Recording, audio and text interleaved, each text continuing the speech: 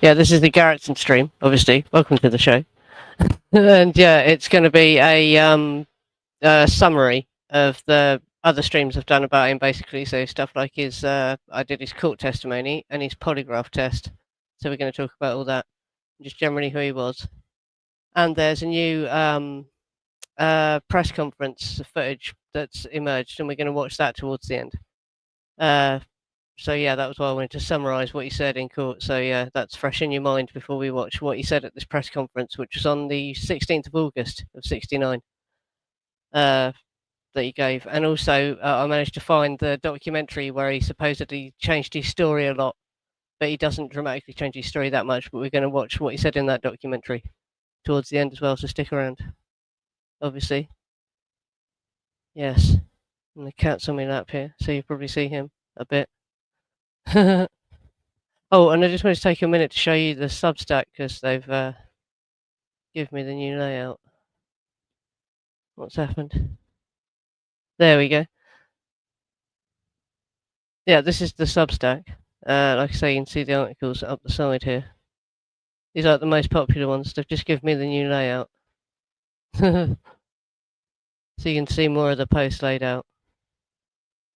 And yeah, I'm getting more subscribers from the app directly than the YouTube channel. Yeah, so if you like my content, and this is the Garretson article that I've written about his trial testimony. It's already there. There's over 41 articles on here now. And yeah, it's free to subscribe. If you go to subscribe, just pick the free option. Though there are paid options if people want to. But yeah, it's always going to be free to read it. That's the dog Christopher. We'll get to him. We're going to show that picture again later. But yeah, that's the Substack. Okay, go now. I've got to remove that. Sorry about this. There you go. This is the slides anyway. I'll get on with it. So we've got something to get on with, to talk about, obviously.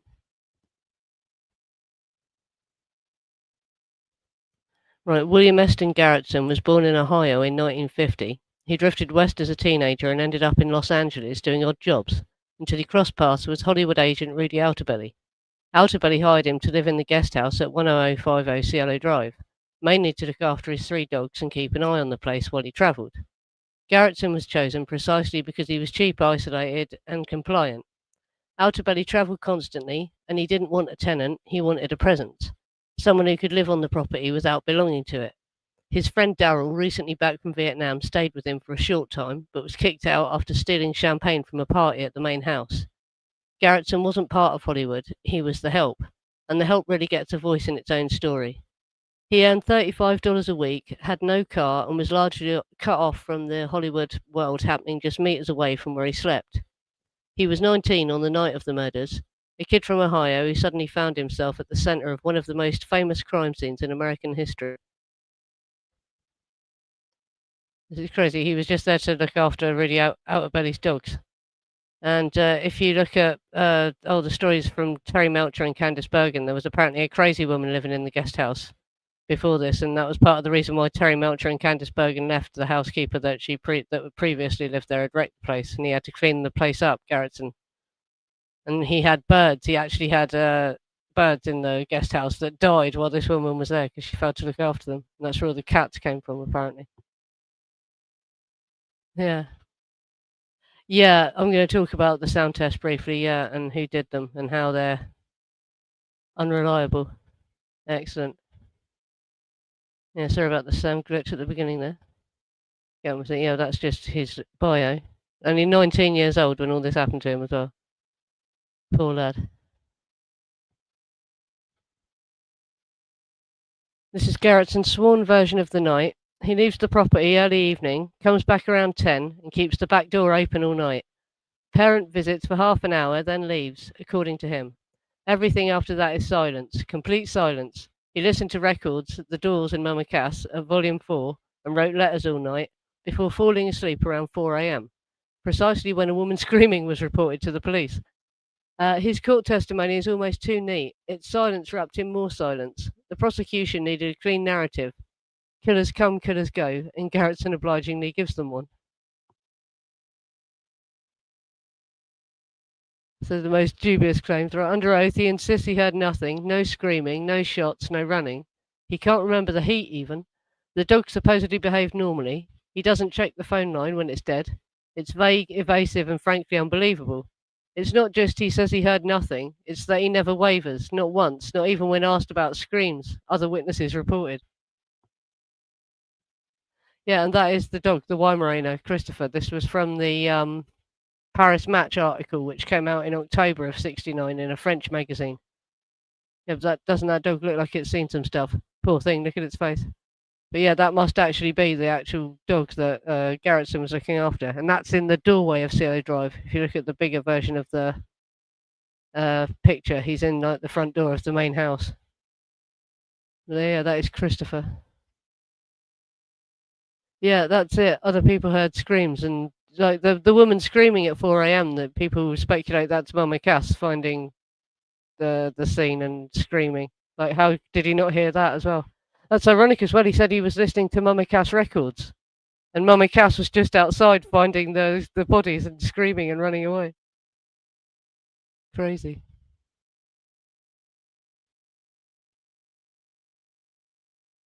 Neighbours heard things that night, screams, gunshots, and movement, but Garretson insists the entire property was silent. His back door was open all night to let the dogs in and out, and if Krenwinkel was really checking doors, as the official story claims, why didn't she try that one? Either she didn't check very well, or the killer's movements weren't as systematic as we've been told.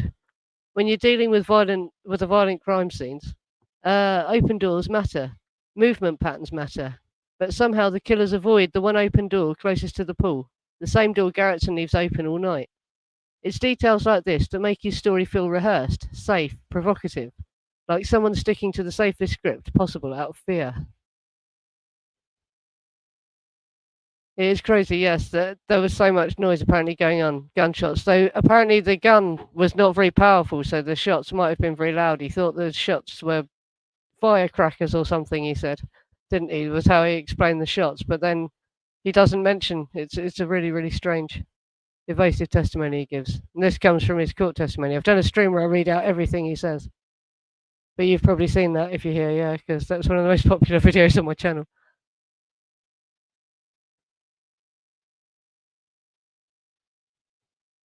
And then he gets arrested. When the police arrived, they didn't treat him as a witness. They dragged him across the lawn to 3 bodies, Folger, Frykowski, and then Parent in his car, we assume because he didn't take him inside the house, and screamed, "Why did you do this?" at him. He kept denying he knew anything. This moment shaped the rest of his life. Instead of being treated as a terrified teenager, he was treated as the 6th killer. That kind of fear doesn't loosen the tongue, it seals it. From that moment on, the safest possible story was, "I heard nothing." So yeah, like I say, apparently the police came in and when we watched the press conference, he tells you about it. They pointed guns at him and they dragged him over to the bodies and said, "Why did you do this?" And he obviously was innocent. So that is quite horrible, isn't it?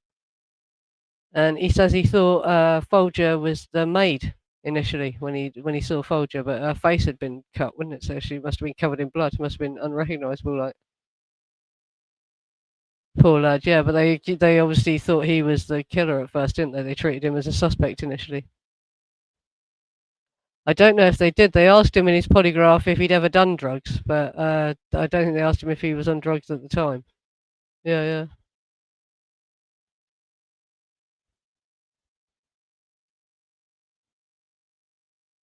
Right, and then there's the polygraph test stream that I did. But his polygraph version barely shifts from his court version. Parent leaves, the door handle turning is the one moment where his mask slips. You hear fear in that detail. Something or someone was at his door, and then nothing. Just letters, music, and hours of silence. Yes, I didn't mention that. He does. I think he mentions in court. Yeah, the door handle. He saw the door handle move at one point. And his polygraph results were he passed the questions on not harming parent, not seeing any murders, not knowing the killers. He admits he's done LSD, weed, and speed. He describes strange events earlier in the year. He seems frightened and uncertain and has memory gaps. He passes the polygraph on the big questions. He admits to LSD and weed. He describes odd things happening at the house earlier in the year. A nude woman was being filmed in the pool by Folger and Frykowski. Most of all, he comes across scared and unsure. Polygraphs don't tell you who's lying, they tell you who's scared. And Garretson tests scared across the board. Yeah, like I say, I read the whole polygraph test out, and you can actually find it on Amazon as a Kindle book. His polygraph test. That was where I found it anyway. If you're interested in reading that, got no affiliate link to it or anything. It doesn't cost that much. It was about £5, I think, or something like that. Yeah, well, he was probably scared, wasn't he? Yeah, yeah. Well, yeah, that's what he basically says. Yeah, that's kind of spoiling it, but that's basically what he says in the documentary. And I was led to believe that in this '99 documentary, he said all this stuff about Krenwinkel shushing him and all that, but that isn't what happened. Yeah, he just says he saw two women, and he thought the woman screaming was going to be thrown in the pool or something. That was, how he dismissed the scream. Yeah, but we'll get to that. I'll show that at the end. Yeah. Yeah, that's it. And he says in court that was one of the records he was listening to, was Cass Elliot as well. So that's ironic. If it is true that Cass actually went up there and found the bodies and ran away again, that's ironic, isn't it? Yeah. Yeah, he says that as well. But we'll get to it when I show that clip eventually, towards the end. Yeah, it was letters to that guy Daryl who he was staying with because he missed him. He threw out Daryl after he stole some bottles of champagne from a party. But he was actually writing letters asking him to come back, was what he said. That was in his polygraph test, I think. Yeah.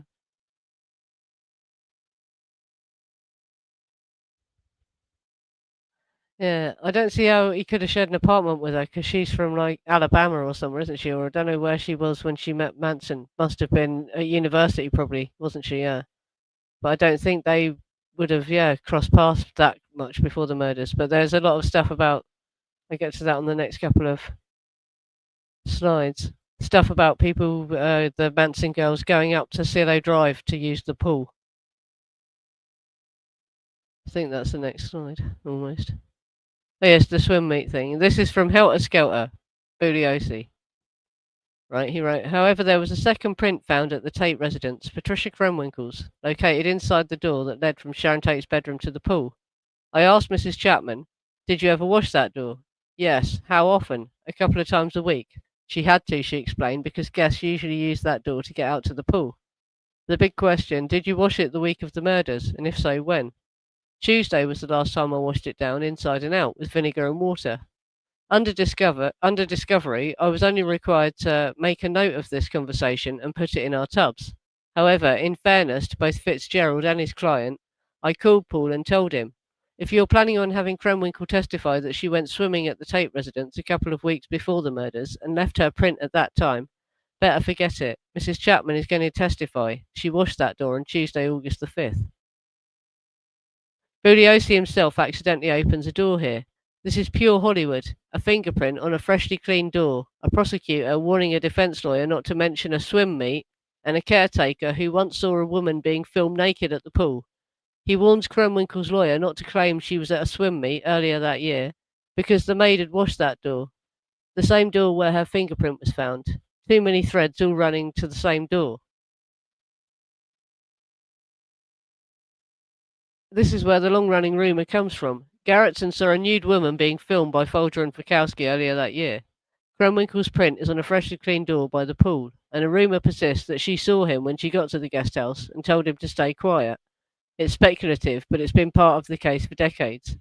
This rumour lives because it explains his behaviour, why he froze, why he stayed silent, and why he didn't open the door. It gives shape to the fear he could never articulate. And there's always been a rumour that he looked out the window and Patricia Krenwinkel made a shushing motion at him or something. But I've never found anywhere where he actually says that. And this 90s documentary, he doesn't say that. But we'll get to that, what he actually says in the end. Yeah.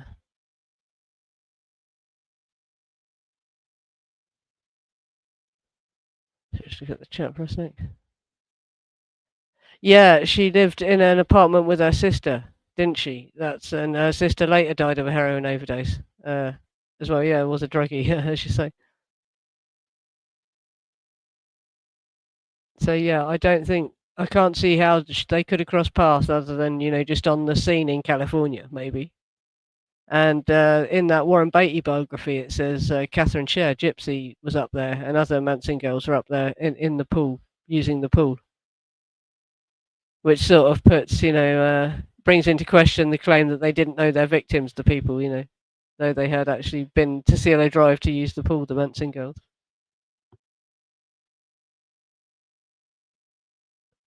Right, and the sound test. He never changes the core of his story, not once, not in 55 years. Stereo at 4, awake all night, nothing heard. These weren't scientific tests, they were PR damage control dressed up as forensics. The LAPD sound test is worthless. Midday, not night. Shots into sandbags. Wrong stereo volume. They didn't even replicate him walking to the bathroom. Zero environmental controls. It proves nothing. So basically, yeah, they fired just from the living room of the guest house. They didn't try the test if you were standing in the bathroom. They shot into sandbags, which would have changed the quality of the sound, obviously. And they didn't have the stereo on the right volume. So everything about the sound test was just flawed, basically. And the people who ran the sound test were this Dwayne Wolfer and Thomas Noguchi. And in that picture there, that's them demonstrating the bullet trajectory in the Bobby Kennedy shooting, because they were that as well, saying, oh yeah, Saran can totally have done it, honestly. The people running these tests were the same names tied to every controversial LA case of the era, Wolfer and Noguchi. Their credibility is widely questioned. And yeah, the sound tests were said to be unreliable, so they never really proved whether he could have heard anything or not, basically.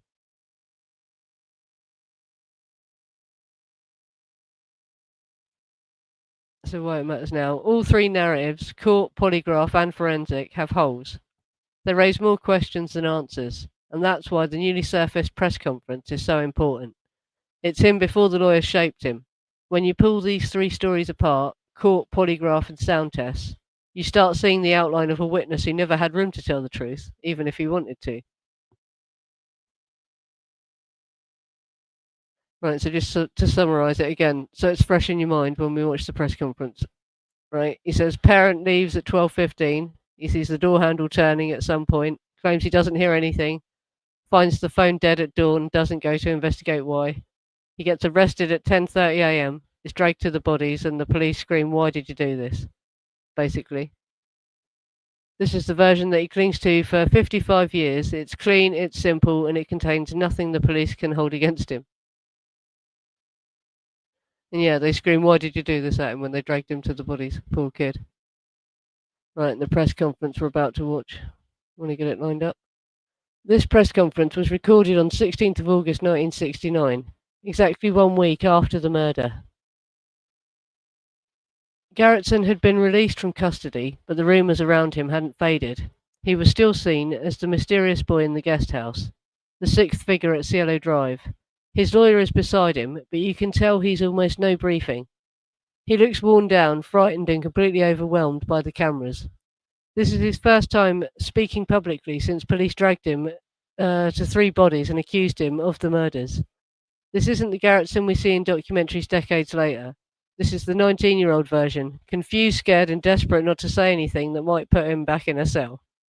As you watch, pay attention to his tone, his hesitations, and the way he keeps glancing sideways. This moment reveals more about the pressure he was under than anything he later said in interview. Though, of course, Rudy Altobelli's going to have had a chance to contact him and all that by now. This is the 16th of August, so, 6 days after the murders, isn't it? So he has had some time to think about what he says. There we go. This is quite long. But yeah, interesting where it's cut and stuff like that. And also, yeah, some of the things that it said are quite surprising.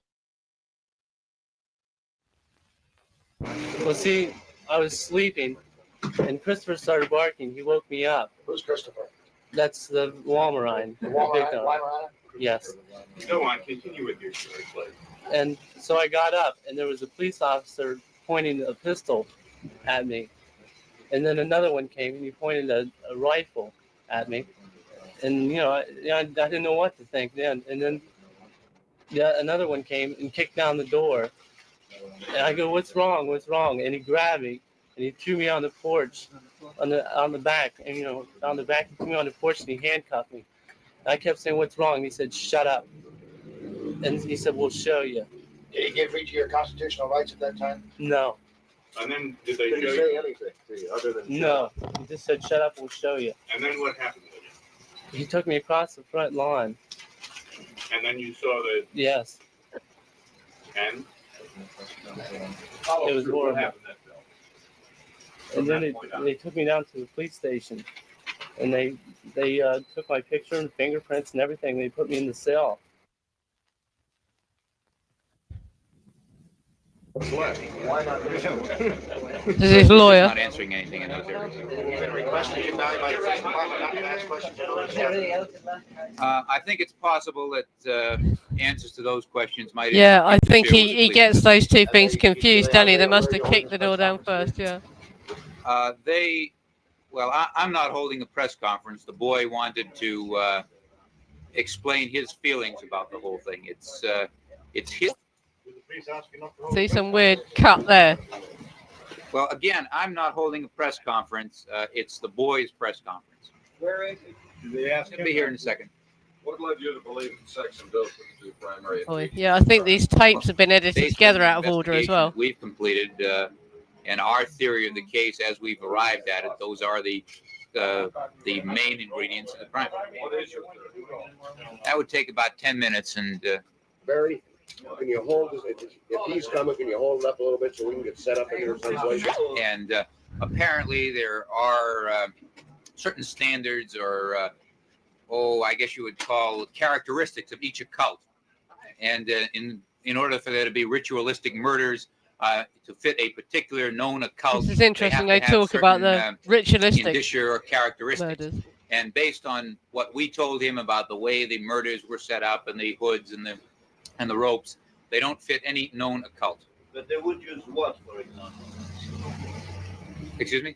They would use what kind of Well, there are particular rituals. In other words, there's like a rule book, I guess, for a cult, that if you're supposed to ritualistically murder someone in one particular cult, you do it this way, and in another way, you do it that way. And it didn't fit any of the known. Now, in New York, a newspaper said that they belong to a club called the Swinger, interested in spiritism or occultism. I'm sorry, fellas, would you like to get started right now? Yeah. We can do it. Can you hold it just a moment? Better, not much. Can you speak up a little bit? A little better, but not much. Can you move in a little? Yes, the barber kind of Get closer. When did you get your Barry, haircut? can we get him closer to the microphone? Well, can you get the microphones closer to him, maybe? What happened that night? Yes. Well, see, I came down on Sunset Strip. I came down here on Sunset Strip about maybe 9 o'clock. And I got some groceries and everything, at the drugstore. And I went back up to the place. And I stayed there. I went back, to the guest house, and I stayed there. And at 11:45, Steve Parent came up, somewhere around there. And he brought his clock radio up and everything. And Clock radio, he yeah, showed right. how it worked, and We believe he you. was really happy about it and everything, And he called somebody. I'm not sure what time it was. It's somewhere around 12 o'clock in Santa Monica and Doheny. And he said he was going to go stay there, that night. And so, Yeah, I noticed he has had a haircut since his arrest as well. You got to pause it to keep the gremlins at bay. Yeah, basically when you're reacting to anything, you got to keep pausing it. But yeah, you'd notice he's had a haircut. There's places where things appear to be cut more coming up here, and some of it seems to be cut slightly out of sequence, but it doesn't really affect it that much. But yeah, it's interesting. Yeah, he's got a shirt. No, yeah, he's not shirtless, poor lad. Yeah. That's it. But he's definitely had a haircut. If you compare the photos of him just after he's been arrested, yeah. Yeah. Yeah. He came round with a clock radio. Wink, wink. Yeah. So apparently they were a far more high-tech and interesting thing in those days. It wasn't as naff as it sounds. Yeah. Anyway, let's carry on. And said, he left. I said goodbye to him. I didn't walk him out to the car or anything. I stayed in the house. And that was it. I wrote letters mostly all that night, and I listened to the stereo. You had the stereo or TV on? Some stereo on? Yes, I had the stereo on. Yeah. Very loud. What time No, it did you wasn't get back very to the loud. house, Bill? Beg your What pardon? time did you get back to the house? Yeah. About 10 o'clock. Yeah. What was going on But there? Jay Sebring was dead, so we know it wasn't him in it. Yeah. People were in the house, in the big Oh house? no, sorry, that Well, there was were bad. cars Joke. parked out in Poor front. Jay Yes. Sebring. Did you know that a party was going on? No, there was. I didn't. No, there was no party. Have you ever seen those cars there before, Bill? Anything at all? No, I didn't hear anything. Have you ever seen You didn't hear cars there nothing, before? honest. Yes, What time did Steve Parent leave your house? somewhere around 12:15. About 12:15? Yes. Bill, how many cars would you say were parked outside when you came back? A I'm not- dozen, 15, 4? No. Were there more cars Sorry, outside please last answer night? this. Sorry. How There many, was, how many would you say, the Bill? Firebird was out there, and the Camaro was in the garage. Yeah, he just And I'm said not again he sure if hasn't the Porsche was out heard there or not. anything, done he? Yeah, I'm yeah. not sure. When you And walked the red Ferrari was not around them. So you only No. saw 3 cars. You only saw about 3 cars or No. more. No, I might have seen the Porsche. I don't know. I don't This was at remember. 10 o'clock either. when you went back to the house. Yes. after shopping. Did you know to whom the cars belonged, Bill? Beg your pardon? Did you know to Yes. whom the cars belonged? The Firebird belonged to Abigail Folger, and the Camaro belonged to Mrs. Polanski. Did you see any cars there that? I thought you Sharon's didn't know? car was in the shop. No. Where was Maybe she Steve had Parent's another car. parked Don't know. when you No. you know where he parked his car? No. You didn't see him arrive? No. You said he made a phone call about Yes. what time was that phone call made? Somewhere around 12 o'clock. And what time did he leave? Around 12:15. You know who he Did spoke what he was to? going to do? You know who he spoke to when he made the telephone Yeah, it call? was, wasn't it? Sharon's Did, car was that in the person shop. call you? Hmm. Yes, Can you tell us who it is? it's a friend of parents. Any relation? No, didn't she have a replacement car though? She had a Mm. replacement car, didn't Other she? than fixing a particular time in the case, it doesn't have any great bearing. He's a friend of Yeah. parents and no relation to the Maybe people it in was the Cary house. Grant's car. Did Yeah, the yeah. parent say what he was going to do when he left? No, well, he said he was going to his friend's house, and he was going to stay there maybe then that night. And he didn't say anything about wanting to go over to the big house to go to the party? Yeah, No. she had some kind of rental car though, didn't she? Yeah, yeah. I don't think so. I He don't left think at he- what time? Around Around 12:15. After he left, did you try to use did the you- telephone at all? Beg your pardon? After he left, did you try to use the telephone at all? Early in the morning. What time was that, Bill? I don't know. Yeah. That's why I tried I've to. never I heard tried that to he see what phoned time it someone was. in your text. It was No. getting dawn. And the phone was dead?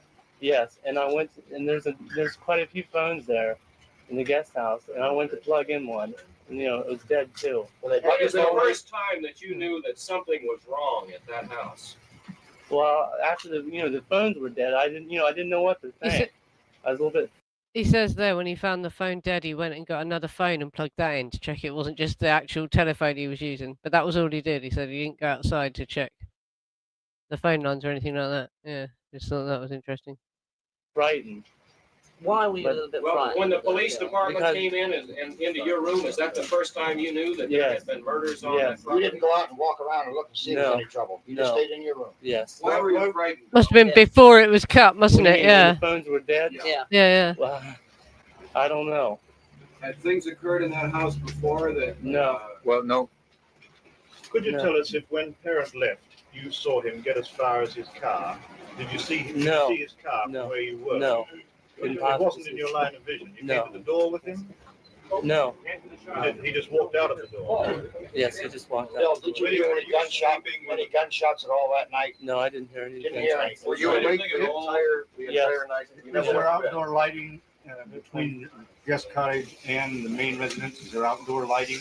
There's a porch light and then by the guest house. I had that on there. But You're familiar with the lawn area where they found 2 bodies, are you not? Would that area be lighted by that porch light? I don't know. well, he was actually shown the bodies by the police. Were you accustomed to hearing a loud noise in the big house parties? No comments as to what was going on. Were you sleeping when the police came? Yeah. Yes. And then yes. what happened? Show you all of the bodies? No, just three of them. The two in Didn't they hold you in a police car before they took you away and talked to you outside the house? Beg your pardon? Didn't they hold you inside a police car, sitting there and talk to you before they drove you away? I don't recall. Can you estimate the amount of time Yeah. from the time that you were put in handcuffs to the time that you were taken away? Maybe about half an hour. Bill, I don't Do you know. have any idea? Yeah, that's why I said I've never heard that. No I've never comment heard on that he that killed a subject. friend of Bill, Tex. whose No, I've bodies never heard did that. you see? I'm not sure. At first, I thought that one was the maid's body, the first body I saw. You thought it was the maid? Yes, I thought it was the maid. Yes, yes. So he Who says else? he thought it was the Who maid. else? Yeah. What the other two bodies at the top? They were not covered. The bodies were Cut not there. covered. What was No. cut Did they there? show you Steve Kern's body in the car? I didn't see a real. They were suspecting you of murder. Should they say? Or No, I didn't know what was coming off. I was in jail. They threw me in, a jail, and I was in a cell. And then they came out. A detective came, and he says, "I'm sorry we delayed your rights." He started reading to my rights. We get an attorney when it's that thing. I'm not even sure if I saw him that Yeah, day. is that what they I don't cut know. when he How long said did you that? get back Yeah, to yeah. yours? No comments about background with the people. No, nothing about that. Yeah. Cut. No No. comments about that The either. day before, Yeah, Well, maybe the parties might have something to do with Yeah. sex and narcotics. He said, Maybe sorry, the parties do sorry have we something to delayed do with your that, and ride. that's why Could there's you no tell us comment. what your duties were at the house? What you I did? took care of the 3 dogs. Is that all? Yes, Just that's of the it. dogs. Just No the dogs dogs. bark earlier in the evening? Christopher barked several times. Before he he barked actually before. woke up when the police came in. Beg your pardon? Before the time he woke you when the police were there. Oh, he barked before, yes. I mean, he barked when the police came, yes. Yeah, but I mean, before that also? Yes, he barked several times. What about the other dogs? They didn't make Does he any noise? normally Yes, bark? well, when Christopher barks, the poodles bark too. Or else Don't you the go out and poodles start- investigate when a dog barks? No, no. Were you Dog paid a inside or salary to look after the dogs? Yes, Could you tell us how much it was? $35 a week. Plus your board and lodging, or did you pay your own groceries and everything out of that? Yeah, well, my dry cleaning and my clothes, everything were taken care So of. was that your sole duty to care for the animals? Beg your pardon? Was that your only duty? Yes. To care for the animals? Yes. Have you ever asked to go on errands? Stuff about that, yeah. No comment on that. Where No were the comment. dogs? Where Don't talk about where that. were they? Outside? No. Were you Bill. actually asleep when the police came and picked you up? Yes. Bill, you said you were shown 3 bodies. We've heard that a lot of bodies were mutilated, that they've been badly cut up. Did you notice anything along those lines?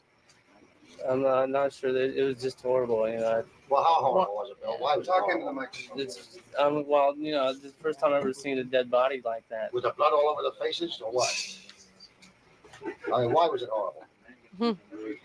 It just was. Who hired you? Bill? Was blood Were readily you visible? hired by the Polanskis? No, So who did hire you? the owner of the house. I don't think he wants his name. The day Did you have Mhm. any duties to perform as far as the Polanskis were concerned? No, You didn't consider yourself working for the no, Polanskis? no, Did you have much contact with them at any time? no.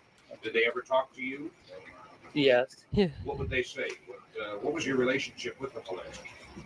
it was just actually a neighbor, or like. When was the last time you talked to Sharon T? I actually never talked to her. I mean, in a Talk to the microphone, conversation. Bill, please. Never. Hello or anything? Yes.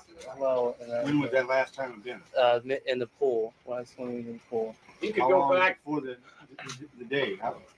The day before or the? bring that action. That will definitely be filed.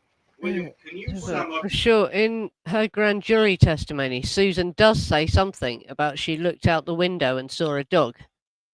And I wonder if that is Christopher, because he does say he let the dogs out at one point to go to the toilet and that. So I wonder if the dogs were running about as well. And for some reason, yeah, it just doesn't get mentioned. And like I say, the dog looks traumatized in that picture I found of him, doesn't it?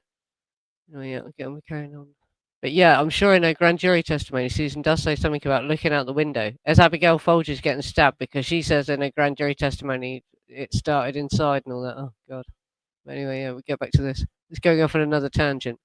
But I just wanted to say that, yeah, there is a mention of there being a dog out in Your the garden. feelings about not only the murders and the scene at the house, but about your treatment by the police.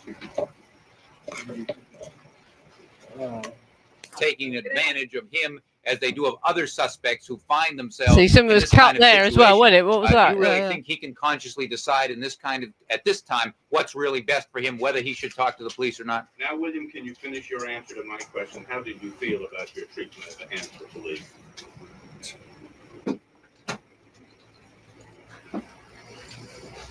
Well, they didn't treat me very nice. Why? I mean, what did they do? Was there any physical manhandling? Well, they Did one touch thing. you or hurt you? I got a scrape on my knee where they threw me down. On the porch. Yeah. Scrape on your knee. And once you were in jail. Could have been worse than. Well, they wouldn't let me take a shower, and they wouldn't let me brush my teeth or anything, and they almost wasn't even going to give me a meal at one time. What kind of cell were you kept in? Were you alone or That's with somebody well, else? see, they put me in a cell by myself, and in the morning, Sunday morning, when I was going to take a polygraph test, they put me in a cell with 7 people before I took it. What kind of Incidentally, this is kind of a common police practice. If someone isn't making any statements when he's in a cell by himself, they put him in another cell with 6 other people, and they plant an informant of some kind in the cell, unbeknownst to the attorney, and so that if the boy happens to say something, this is as they did in the Lucille Miller case, which was before the Supreme Court, involving the dentist who was burnt in a car. They put an informant in the cell and try to surreptitiously obtain some kind of admissions from a suspect. Is that in this case? Did they put an informant in the cell? Well, we don't know,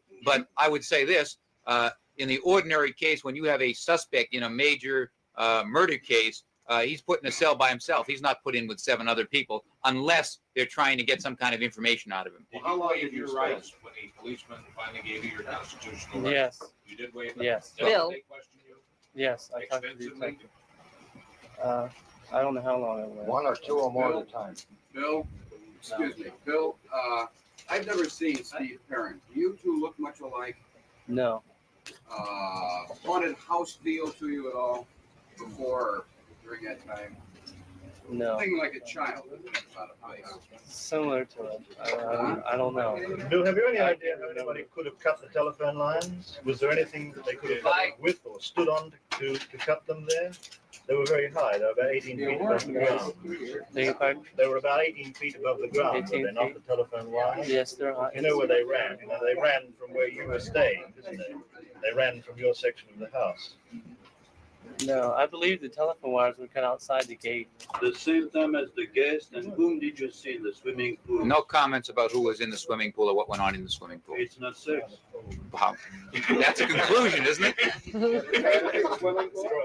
Yeah, something about the swimming pool there. Don't talk about the swimming pool. Yeah. And I think it's a gross abuse of discretion Well, see, to possibly think that this boy that you've been talking to was the murderer in that case. they keep cutting, and then it cuts to A him being false really arrest angry. suit, false imprisonment suit, invasion of privacy, violation of federal constitutional rights, a suit attacking all of these problems will definitely be filed. Have the police made any comment about your announcement of this? Made any comment to you about your announcement about this? Well, they're upset at me, of course, but that's the way this game works. You make your mistake, and then you pay for it, and they're going to pay for this. How much damages are you asking? It will be in the millions. He didn't get millions, but he did get a payout, I think. Not millions. Very unfortunate. Of course, do you think that you can go back? Regarded was that it was some. Yeah, lots of edits. He'll probably be leaving tonight. Yeah. Were you able to establish when the telephone lines were cut before or after? Lots of edits. Right on the pole? Probably about. I'm sorry. Before or after what? I am convinced they were cut before. Right, is that it? So right, I'm just thinking in case people want to watch it at their leisure, so you can see what the channel's called. It's called Hezekiah News and Films. I don't know how you pronounce that. You see that? Yeah. Oh, if I go off the screen, you can just about see the name of the channel down there, can't you? And I'll make sure it's linked in the description. And there is this other clip to show of him in this documentary in the future, from 1999. When he's older, where I was led to believe from what I'd read on forums and that he said dramatically more than he actually does say, though. It sounds like he's prompted by the documentary makers. Yeah, but yeah, like I say, that's the press conference, and there's a lot of cuts in it. Yeah, people noticed that, didn't they? Yeah, and a lot of times cutting back to the lawyer getting really angry, whatever's just been asked, you know. So they've obviously just completely cut whole questions there. It's quite weird.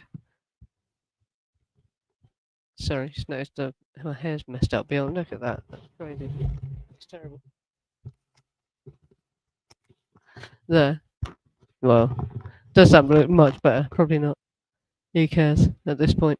Well, yeah. He does seem to be hiding something, doesn't he? And by then he'd had time to be briefed in what to say and what not to say by, Outer Belly and Co, hadn't he? Yeah, and let's get on with. Oh, sorry. Oh, what was that? He was arrested after Miranda. He wasn't given his rights when they handcuffed him. Yeah, and they had to come in and apologise to him. He did get some sort of compensation payout, I think, but not as much as millions. Yeah. Yeah. That's it. It could have just been the tapes running out, but it seems suspicious, doesn't it? Some of it looks cut. Yeah, yeah. Let's try and get this other thing on the screen.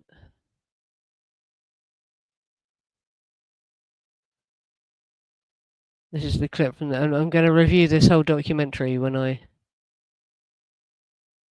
Right. Oh, that's got it. Yes. Right. Excellent. Yeah, we'll watch this. This is the clip of him in 1999 talking.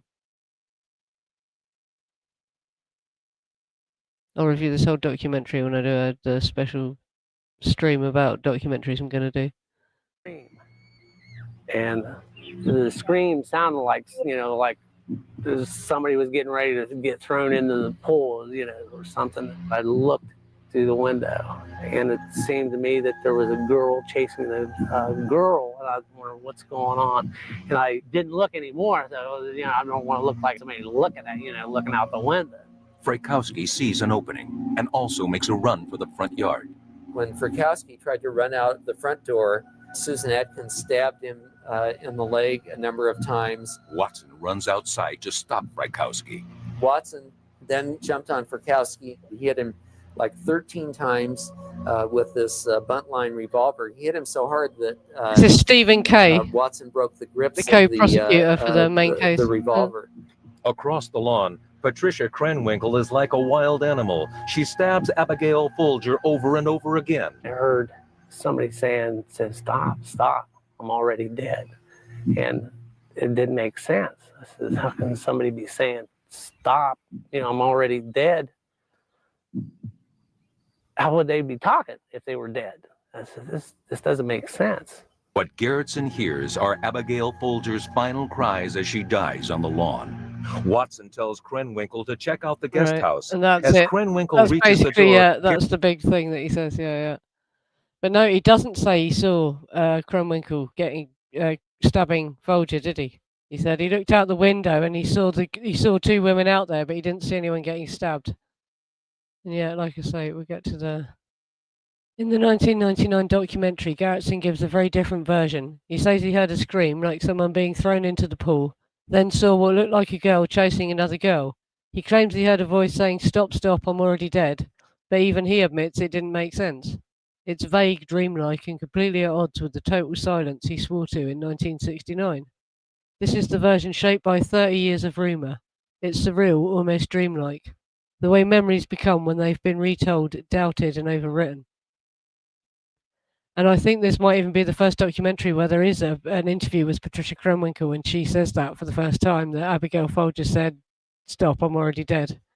So I reckon he was told to say that by the director, basically. I don't think he heard that at all. I think they did. I think that that's just made up to make the documentary sound more. They offered to pay him more or whatever. This is my final slide, like. By 1999, Garretson had lived with 30 years of rumours about what he supposedly heard or saw. That kind of repeated exposure can distort memory, especially in someone who was terrified, exhausted, and dragged across a crime scene at 19. Producers in the 1990s often prompted interviewees to make their answers more dramatic, and you can hear that in lines like, "Stop, I'm already dead." It sounds theatrical, not like something he genuinely remembered at the time. What he says in this later clip is vague, dreamlike, and doesn't match the real sequence of events. It's much more consistent with confabulation, the brain filling in gaps, than with a hidden eyewitness account. So rather than revealing a new truth, his 1999 version is probably a mixture of fear, repetition, and suggestion. So when we watch his original press conference, we have to ask, what did he sound like before the rumour mill, before the pressure, and before the confabulation? So that's it, yeah, like the press conference is more of a reliable what he actually heard, because that was closer to when it happened. And like I said, that whole thing just feels like he was told by the director to say that. I don't think that's genuinely him changing his story. And he still didn't say he actually saw Krenwinkel stab her and that, did he? Or he saw Krenwinkel going shush. I was led to think that he did say that, but no. Still haven't found any interview where he says that, yeah. Yeah. Yeah, so he couldn't be rearrested, yeah. So he couldn't be rearrested, he had to claim he didn't hear anything, yeah, obviously. Mm. Yeah, he definitely had a haircut, didn't he? I said that as well, yeah. And we know it kind of been Joe Sebring who did it, yeah. Boom, boom. Yeah, it's he is a puzzling person, and it's there was also a picture that is on Manson blog that they found a couple of years ago of that could be Garretson. They're not sure that it is, but really looks like him, and it looks like he's kind of flirting with some long-haired dude. Could try and find that in a minute. Maybe on the after show or whatever, yeah. Oh no, I might do that now. While we're on this show. Shouldn't take me too long.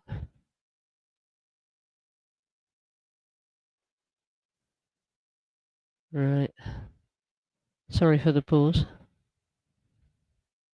Talk amongst yourselves for a minute.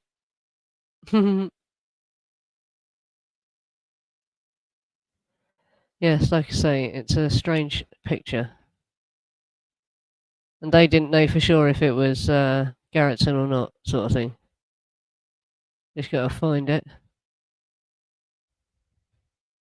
Yeah, no, this is the Facebook group.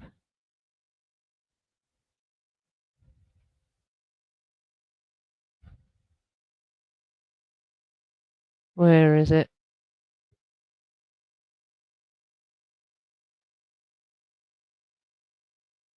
Yeah, all sorts of stuff. I'm sharing here. Not just here it is.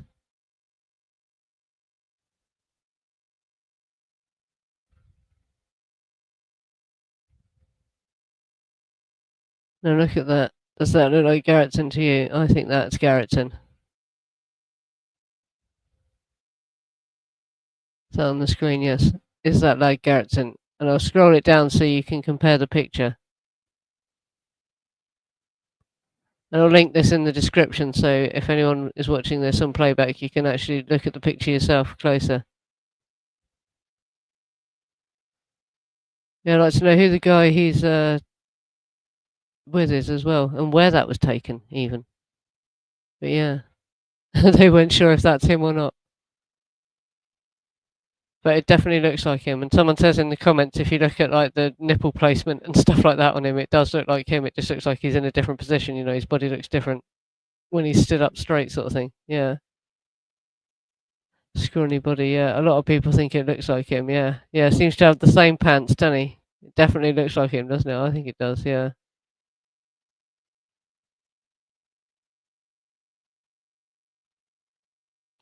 Yeah, so that's sort of because I had trouble believing, because we speculate, you know, that he was some kind of rent boy that really out of bed he had installed there. But I had trouble believing it when I read his polygraph test. But it is possible he was just scared into silence and didn't talk, you know. But yeah. But looking at photos like that of him as well, and there's other photos of him stood by the pool of Cielo Drive and that look a bit more suggestive, that makes you wonder. But yeah, that's it. Right, we've gone on for over 50 minutes, so I might end this and go to an after show for a minute. But yeah, I wanted to do another Garretson stream, and next week I'm going to be doing the blood evidence stream. We're going to call it the Sharon Tate Murder House blood stream sort of thing, or whatever. Yeah, and it's where I've shown ChatGPT the crime scene blood reports and the pictures and that, and show you its analysis of it. It's just another way of looking at it, rather than just us looking at the pictures and, you know, judging for ourselves. And it's quite interesting, yeah, what it comes up with. So yeah, tune in for that next week. I'm sure everyone will love that one. Well, people that are into that side of it. Yeah, it did match his bone structure, didn't it? The face and the hair, and yeah, like I say, the trousers even looked the same, but uh, presumably they were from a department store where so lots of people could have had the same trousers. But yeah, it definitely looked like him, didn't it? I think. Yeah. Hmm. Yeah. Well, if he did see anything, it is obstruction of justice, isn't it? Yeah, that's the thing.